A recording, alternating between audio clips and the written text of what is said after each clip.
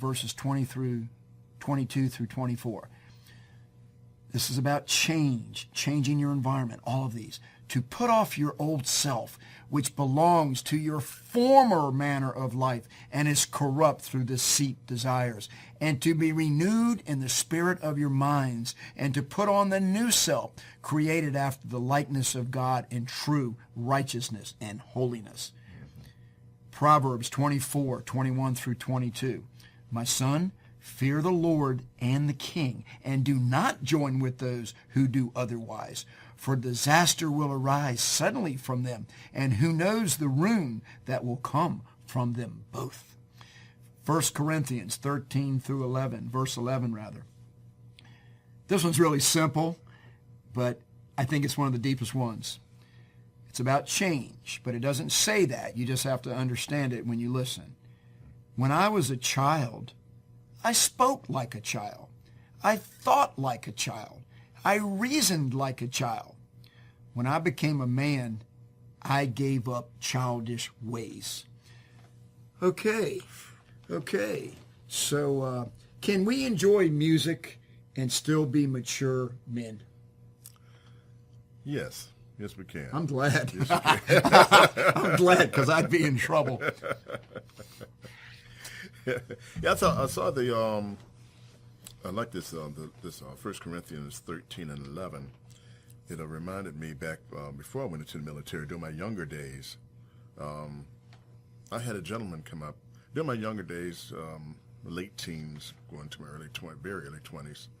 I wasn't leading exactly the Christian life, if you catch my drift.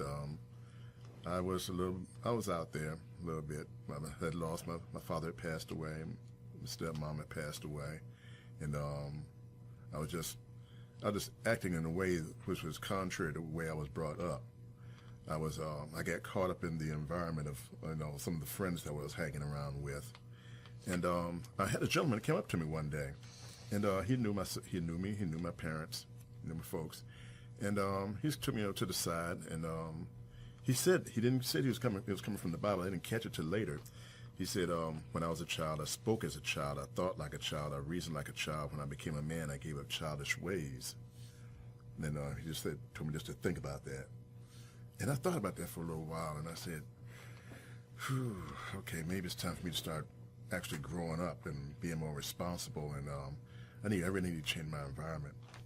And I prayed about it. Then, a little bit later, that's when I realized that it was actually a scripture. And that's when I decided it was time to try to change my environment.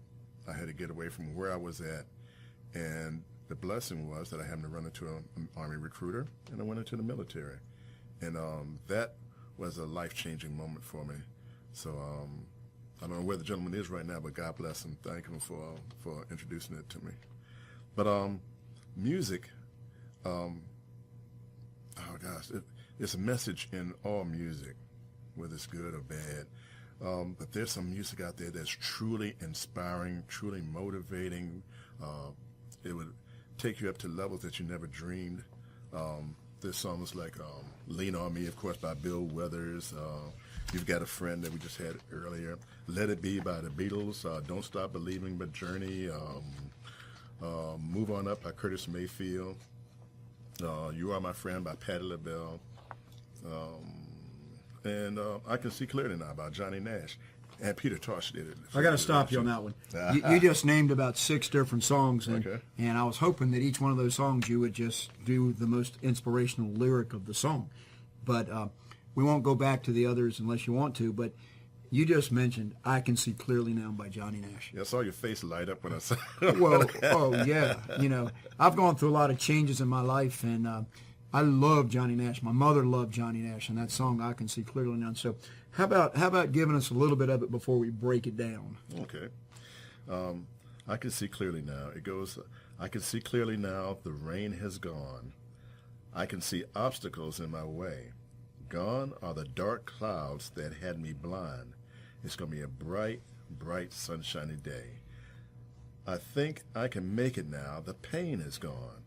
All of the bad feelings have disappeared. Here is the rainbow I've been praying for. It's going to be a bright, bright, sunshiny day. And then one of the choruses says, look all around, there's nothing but blue sky. Look straight ahead, and there's nothing but blue sky. Oh, Yeah. One of my hobbies is I've been reading Beatle music books for years and years and reading their lyrics and studying them, and I love them. But I Can See Clearly Now by Johnny Nash. People would be upset with me if I let you get away with just reading those words. Uh-oh. Give us a little bit of it, please, to give us the. Well, here's why. I'm just playing with you, but lyrics are fantastic. But when you listen to a performer do the lyrics, it creates sometimes a much deeper mood. It gets more to your heart. You know, a lot of people don't like to read so much. They should. That's one of the secrets to life is reading more. But you can take lyrics, and most lyrics are poetry. They're poetry. A lot of lyrics come from Psalms in the Bible or different scripture. So these things that are in the Bible, that's where the poetry comes from that people have put to music. But the beauty of hearing a professional orchestrated music, somebody that's got a real voice, it calms, it soothes, it goes deeper.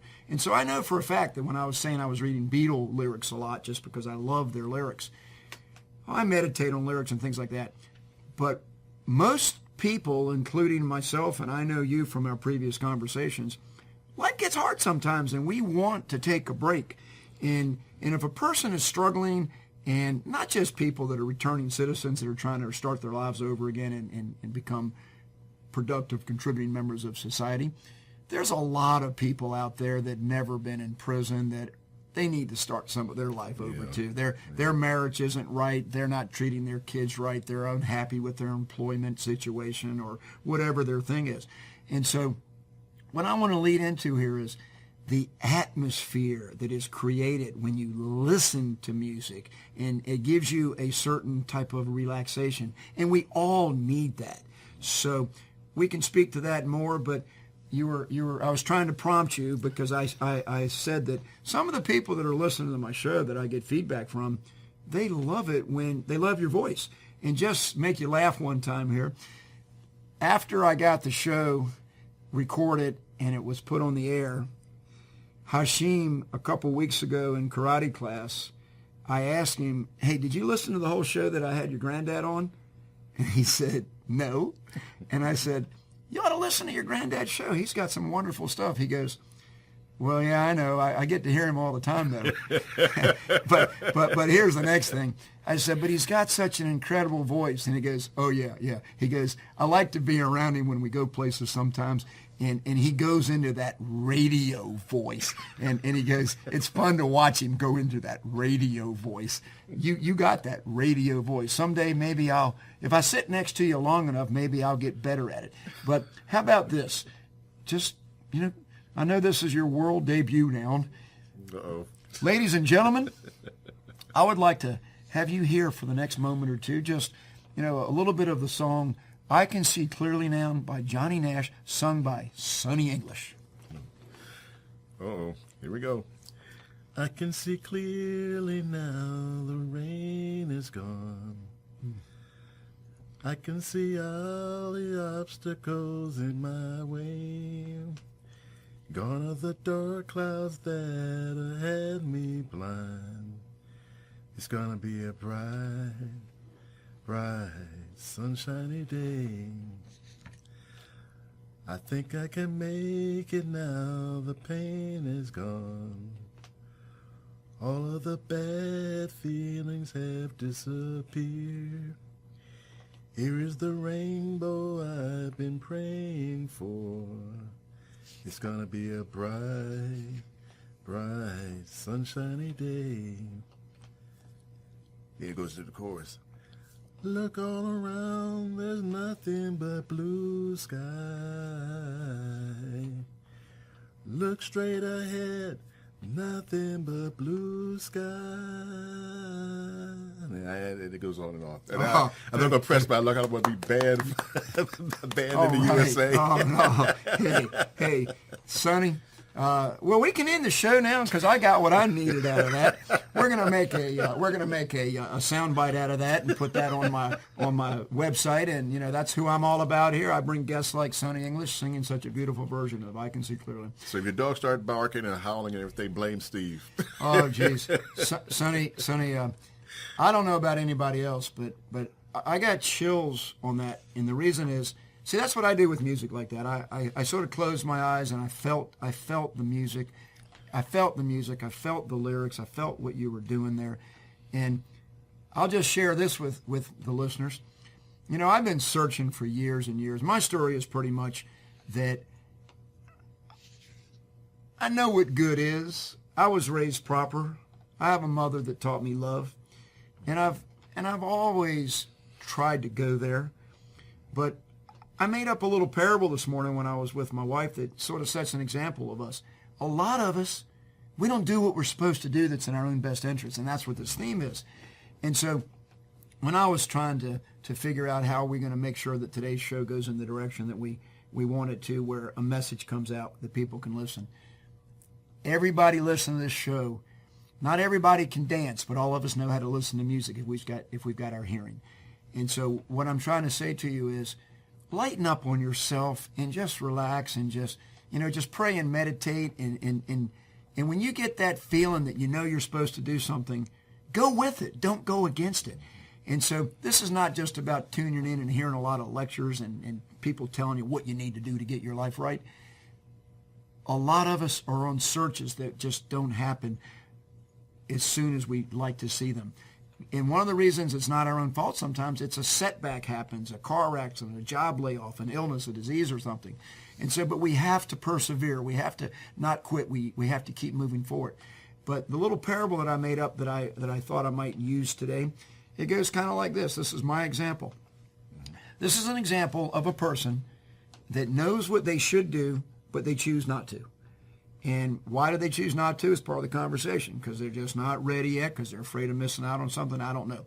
So let's say that somebody gets embraced and their life is moving forward and they're going to a church. And they're not all in yet, but they start going to a church because they find that they're loved there, that there's people there that want to be there with them to help them and help them change their life. But they got a lot of that bad stuff. There's 24 hours in a day, and those church people might not be with you but a couple of hours a week, whatever. So you still got to face the darkness on your own sometimes.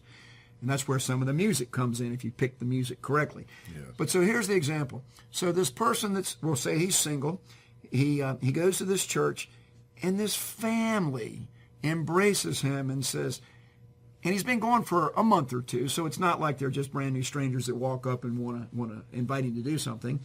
They come over to him and they say, we'll call him Steve for today. Hey, Steve, hey, how about coming home with us and having a lunch with us? And we got some, we'll have some fellowship, and we got a nice lunch. We got plenty of food. We'd love to have you join us for a couple hours this afternoon. Well, my nature says, I don't really want to go over there to this Christian home right now. And I mean, I've been to church today, and that's probably enough for right now. And I'm not sure I want to be hanging out with them yet for whatever reason. I just hold myself back. I should do it. I got nothing else going on, period. And so, but I politely decline and say, but I got something I need to do. But I tell you what, invite me again because I would like to be with you. Okay, that's all nice and polite, but I declined. Well, so I go home, got nothing really to do, and a buddy calls me up, and he says, hey, Steve, hey, come on and watch a football game this afternoon. We got some guys coming over, so come on over. And I'm like, yeah, okay. This is the old self here that I'm trying to get rid of. And I say, okay. So I say, all right. And he goes, well, hey, you just bring a six-pack of beer. We got the rest. So go over there. Now, we're going to change the name from Steve because Steve doesn't participate in what I'm going to tell you about. But you go over there, and everybody's drinking beer. They're watching the football game. They're kind of doing their rooting and their carousing, and the cheerleaders are on the screen and everything, and they're just going in the wrong way here. And they smoke some weed and things like that. And the bottom line is the person that was called Steve, but I'm using a different character name. I don't want to put anybody else's name out there to put the shame on him instead of just myself. But this person that we're using as the example of a person that knows better, he gets up the next day to go to work, and he's not really much better off than living in guilt and shame because he said, you know what? why didn't I go over there and have lunch with that beautiful family that invited me? So that's part of what I want to throw at you here. So the search that we all been on, I went all the way to Jamaica, and Johnny Nash's song "I Can See Clearly Now" introduced me to Jimmy Cliff, one of my all-time favorite performers.